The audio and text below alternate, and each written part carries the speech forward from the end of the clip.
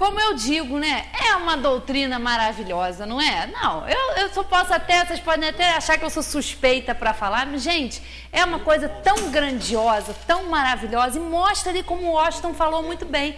A nossa missão, a missão de todo espírito é desenvolver a nossa inteligência, é desenvolver a inteligência, que a inteligência é um atributo nosso, é um atributo do espírito. E esse capítulo, quer dizer, esse trechinho aí que ele leu, encerra um capítulo que a gente já vem estudando aqui há algum tempo, mas é um capítulo muito bom dentro do Evangelho segundo o Espiritismo, que fala dos bem-aventurados os pobres de espírito. Vem falar da humildade, que é a mãe, né? É a mãe de todas as virtudes, é a humildade.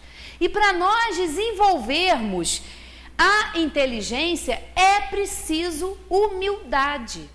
Porque a gente tendo humildade, ela é a principal, é a base das outras virtudes. Porque a gente sendo humilde, a gente reconhece o nosso lugar. Isso não nos desmerece perante Deus, não, muito pelo contrário. Deus nos criou simples e ignorantes. E nós vamos, ao longo da nossa vida, ao longo das nossas existências, desenvolvendo exatamente o que o Washington falou, desenvolvendo a inteligência, que num primeiro momento, nas nossas primeiras encarnações, é uma inteligência muito rudimentar, fala mais alto em nós o instinto de conservação, que ainda é muito presente nas nossas vidas. E aos poucos nós vamos deixando esse instinto e vamos dando lugar a essa inteligência. E é o desenvolvimento da inteligência que vai nos levando a fazer escolhas melhores, né? O desenvolvimento da inteligência, o desenvolvimento intelectual, ele é o primeiro passo para nós desenvolvermos a nossa moralidade. Está intimamente ligado todos os dois. Porque com o desenvolvimento da inteligência, dessa capacidade de entender as coisas, nós vamos também nos situando melhor. E a doutrina espírita, eu digo que é uma maravilha por causa disso, porque ela nos situa nesse mundo. O que é que nós estamos fazendo aqui? Quem nós somos? Nós somos corpos ou nós somos espíritos? E a gente vê muito claramente, de acordo com Deus, que é a inteligência suprema, a causa primária de todas as coisas. Isso é justo, isso é lógico. Ele nos criou para nós desenvolvermos essa inteligência. E o desenvolver da inteligência nos leva à moralidade por causa disso. É a missão do homem inteligente sobre a Terra, desenvolver a sua inteligência, mas que essa inteligência seja útil para o seu aprimoramento espiritual e para o aprimoramento espiritual também do próximo. É assim que nós vamos desenvolvendo a nossa inteligência. É assim que nós contribuímos com a lei do progresso. E a finalidade da encarnação está lá no Livro dos Espíritos. Qual é a finalidade da encarnação?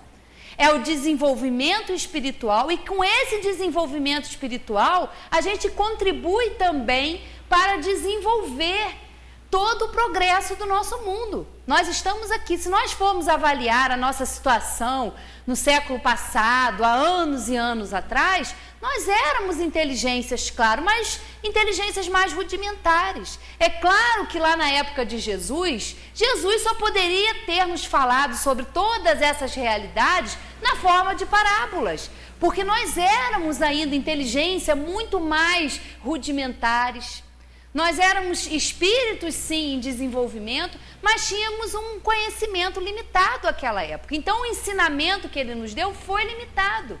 Hoje, com a terceira revelação, que é a doutrina espírita, que é o Consolador prometido por Jesus, nós que somos os mesmos espíritos, que continuamos nos desenvolvendo, já temos a capacidade de entender as moradas da casa do Pai, hoje como os mundos habitados, a comunicabilidade que sempre existiu hoje como a mediunidade. Nós não tínhamos a capacidade de entender isso em outros séculos, anos atrás. Hoje nós já temos. E a doutrina espírita, ela vem na época certa, de acordo com o desenvolvimento da nossa inteligência. A doutrina espírita surgiu em 1857, no século XIX, o século das luzes, o século do iluminismo, o século onde as pesquisas científicas estavam aí apontando.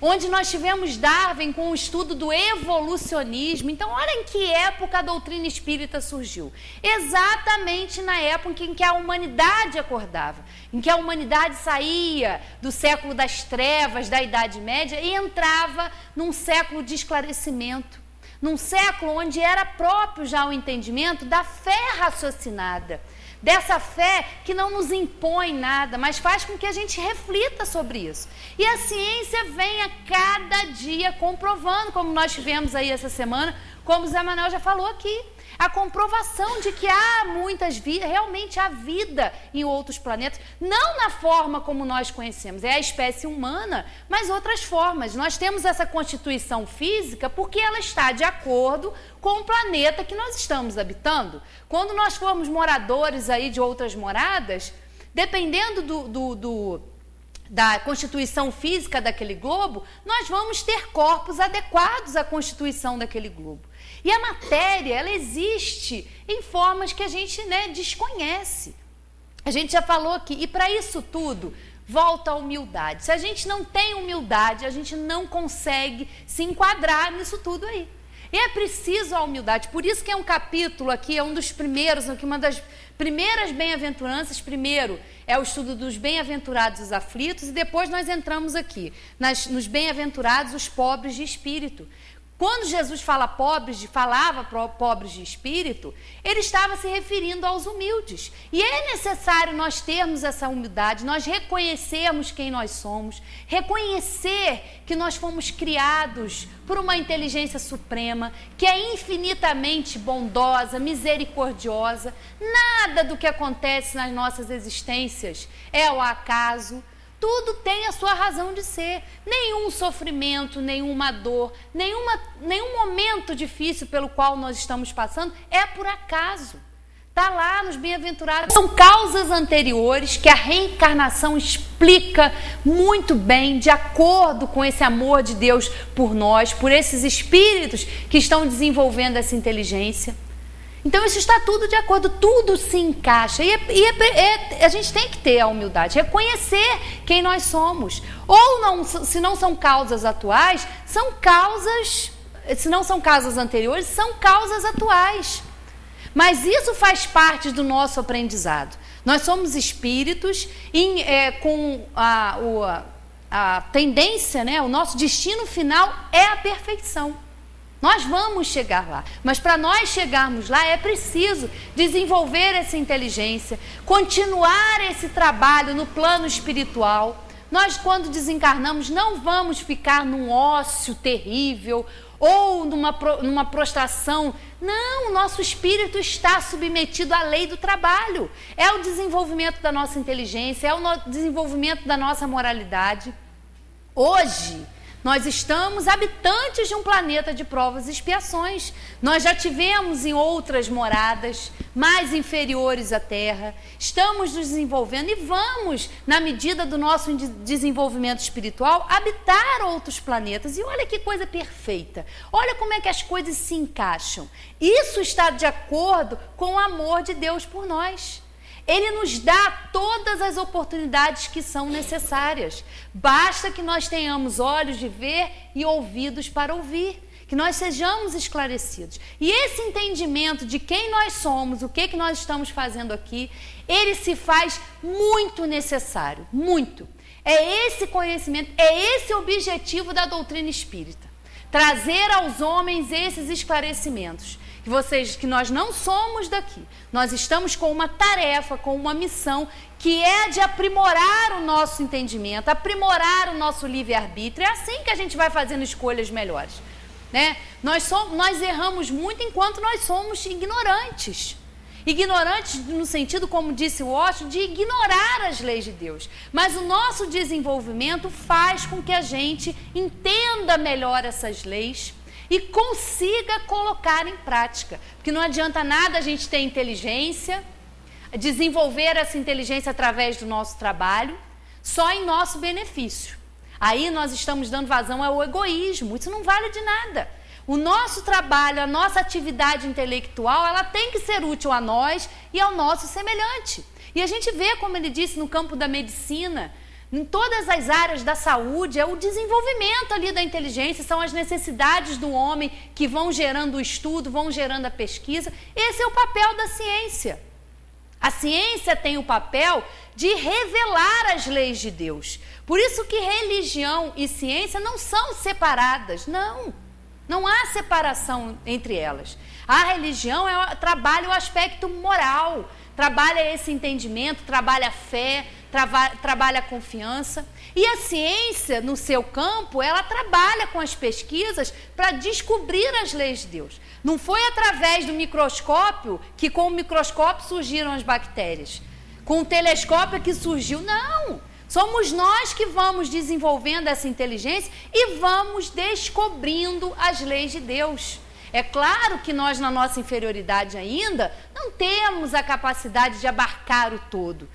Nós temos uma ideia ainda muito vaga, até a respeito de Deus. Nós já temos esse conceito, né? A primeira pergunta, o que é Deus? É a inteligência suprema, causa primária de todas as coisas.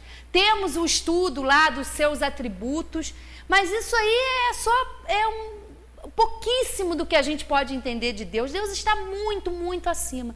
E quando nós formos merecedores de entender isso, quando nós formos moralizados para isso, quando nós formos menos egoístas, menos vaidosos, menos orgulhosos, aí sim nós vamos, no nosso desenvolvimento, penetrando todos esses entendimentos. Quanto mais a gente sabe, mais há para saber. Quanto mais conhecimento, né, mais conhecimento a gente vai tendo. E para a gente encerrar esse capítulo, nós vamos lá numa parábola, né, onde Jesus diz: Disse então Jesus essas palavras: Graças te rendo, meu Pai, Senhor da terra, do céu e da terra, por haveres ocultado estas coisas aos doutos e aos prudentes, e por as terem revelado aos simples e aos pequenos. Pode parecer singular que Jesus renda graças a Deus por haver revelado estas coisas aos simples e aos pequenos, que são os pobres de espírito, e por as ter ocultado aos doutos, né, aos sábios e aos prudentes, mais aptos na aparência a compreendê-las. É que cumpre-se entenda que os primeiros são os humildes, são os que se humilham diante de Deus e não se consideram superiores a toda a gente. Os segundos são orgulhosos, envaidecidos do seu saber mundano, os quais se julgam prudentes porque negam e tratam a Deus de igual para igual, quando não se recusam a admiti-lo. Por isso é que Deus lhes deixa a pesquisa dos segredos da terra e revela os do céu aos simples e aos humildes que diante dele se prostram. Sem inteligência, a inteligência, porque homens sábios, eles sabem das coisas, estudam, mas sem a humildade eles se tornam orgulhosos. É preciso a humildade, como a gente vê. O mesmo se dá hoje com as grandes verdades que o Espírito revelou. Alguns incrédulos se admiram de que os espíritos tão pouco esforços façam para o convencer.